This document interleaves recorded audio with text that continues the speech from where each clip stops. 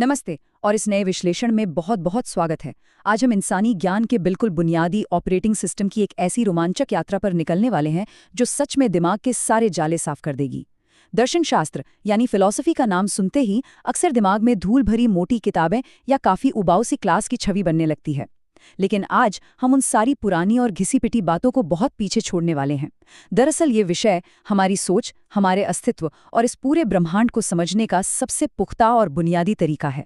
तो चलिए बिना वक्त गंवाए इस शानदार सफर की शुरुआत करते हैं। तो चलिए बिल्कुल गहराई में उतरते हैं।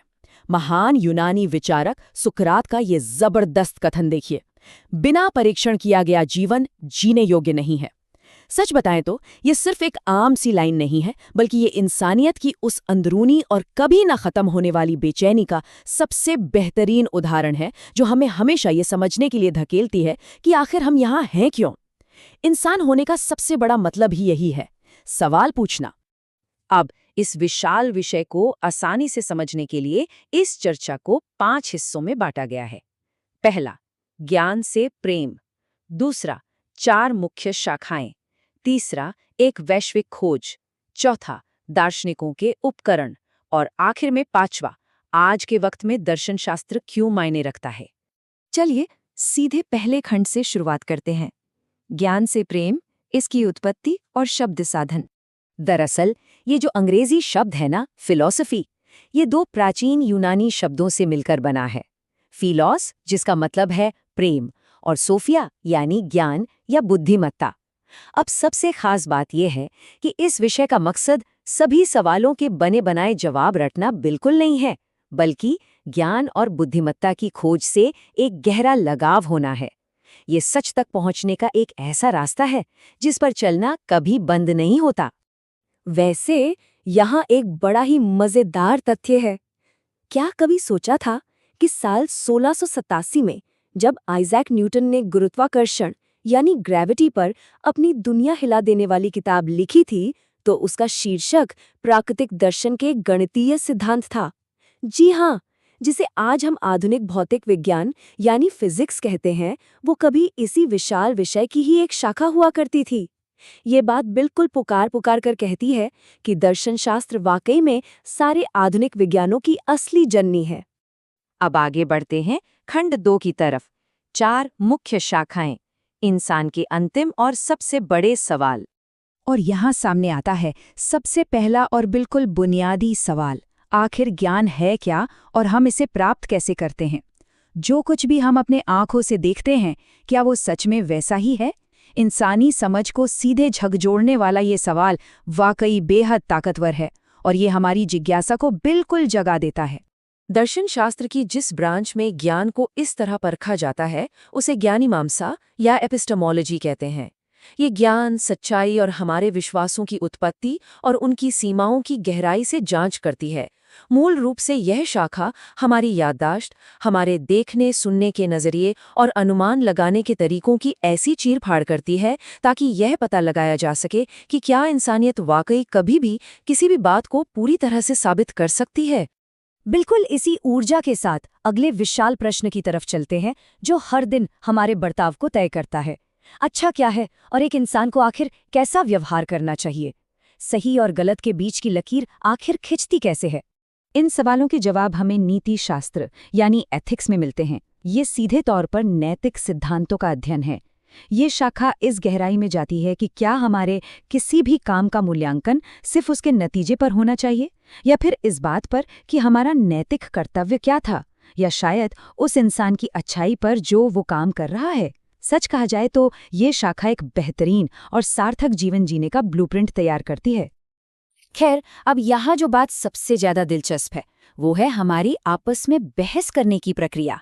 ये सवाल पूछता है, हम सही तरीके से तर्क यानी रीजनिंग कैसे करते हैं।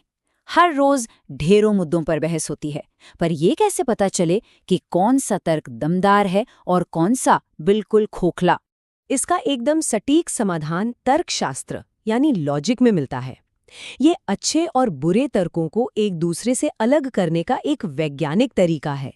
ये शाखा अलग अलग औपचारिक और अनौपचारिक तरीके इस्तेमाल करती है ताकि बातचीत में छिपी तार्किक भ्रांतियों यानी फैलेसीज को पकड़ा जा सके और बिल्कुल सच तक पहुंचा जा सके। और अब ध्यान दीजिए इस छोटे से पर सबसे भारी सवाल पर। वास्तविक क्या है? What is real? ये शब्द सुनने में जितने सीधे लगते हैं ना, इनकी गहराई उतनी ही ज्यादा है। ये हमें इस विषय की सबसे अमूर्त और दिमाग को चक्कर में डाल देने वाली शाखा की तरफ ले जाता है। इसे तत्वमीमांसा या मेटाफिजिक्स कहा जाता है। ये हकीकत, अस्तित्व, अंतरिक्ष और समय की सबसे आम विशेषताओं का अध्ययन है। सोचिए, क्या ब्रह्मांड की कभी कोई शुरुआत थी? क्या हमारी अपनी कोई स्वतंत्र इच्छा यानी फ्री विल है?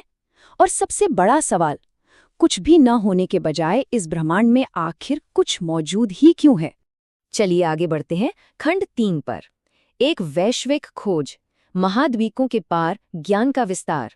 इतिहास को देखा जाए तो ज्ञान की ये खोज दुनिया भर में एक साथ हो रही थी। ये बेहद हैरत अंगेज है। 900 ईसा पूर्व में भारत में वेदों की रचना हुई, जहां आत्मिक ज्ञान और वास्तविकता को जोड़ा गया। फिर 6ठी शताब्दी ईसा पूर्व में जब यूनान में ब्रह्मांड को समझने की कोशिशें तेज थीं, ठीक उसी वक्त चीन में कन्फ्यूशियसवाद और दाओवाद सामाजिक सद्भाव पर जोर दे रहे थे।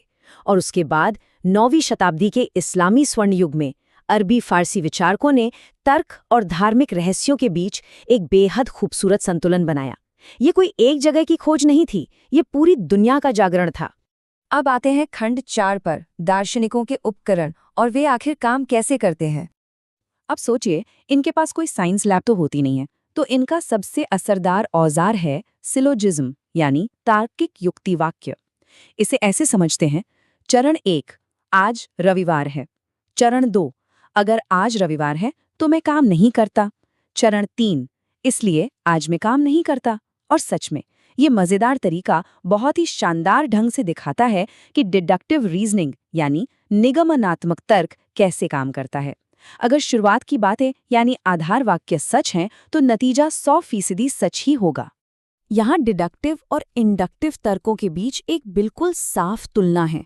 जैसा अभी देखा, निगमनात्मक तर्क सच्चाई की पूरी गारंटी देता है, लेकिन दूसरी तरफ इंडक्टिव यानी आगमनात्मक तर्क अलग अलग घटनाओं को देखकर एक सार्वभौमिक नियम बनाता है।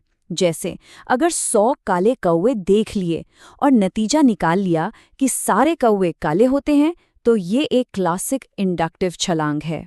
वैसे तर्क के अलावा भी कई जबरदस्त उपकरण हैं इनके झोले में, जैसे वैचारिक विश्लेषण और सबसे मजेदार विचार प्रयोग या थॉट एक्सपेरिमेंट्स। एक बहुत ही मशहूर उदाहरण है द ट्रॉली प्रॉब्लम। ये हमारे नैतिक अंतर्ज्ञान को चुनौती देता है। क्या जानबूझकर किसी को नुकसान पहुंचाना और किसी को नुकसान होने देना दोनों बराबर हैं? ऐसे प्रयोग हमारी सोच को बिल्कुल आखिरी किनारे तक ले जाते हैं। और अब इस विश्लेषण के आखिरी हिस्से पर आते हैं, खंड 5, आज के दौर में दर्शन शास्त्र क्यों मायने रखता है, इसका आधुनिक प्रभाव। अगर किसी को लगता है कि ये सारी बातें सिर्फ ख्याली पुलाव है, तो इन वास्तविक दुनिया के उपयोगों को देखिए।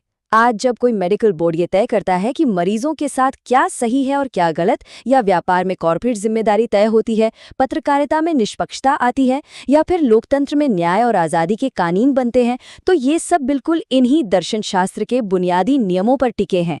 ये हमारे आधुनिक जीवन की नींव है। तो यहाँ सबसे अहम बात निकलकर क्या आती है? महान विचारक बर्ट्रैंड रसल के इस कोट पर ध्यान दीजिए। रसल हमें याद दिलाते हैं कि जो भी इंसान इन गहरी बातों पर विचार नहीं करता, वो उम्र भर सिर्फ समाज के पुराने रीति रिवाजों और बिना सोचे समझे बनाए गए दायरों का कैदी बनकर रह जाता है। फिलॉसफी दरअसल हमें आदत और अंधविश्वास की जंजीरों से आज़ाद करती है। तो इस गहन विश्लेषण को यहीं रोकते हैं, लेकिन एक बेहद बेचैन करने वाले सवाल के साथ। सोचिए, अगर हमारी अपनी ही इंद्रियां यानी हमारे सेंसेस हमें धोखा दे सकते हैं, तो फिर ऐसी कौन सी चीज़ है जिसे इंसानियत वाकई पूरी निश्चितता के साथ सच मान सकती है? यह एक ऐसा प्रश्न है जो दिमाग में चलता ही रहेगा और ज्ञान की खोज को कभी रुकने नहीं देगा। इस जबरदस्त चर्चा में साथ जुड़े रहने के लिए बहुत बहुत शुक्रिया।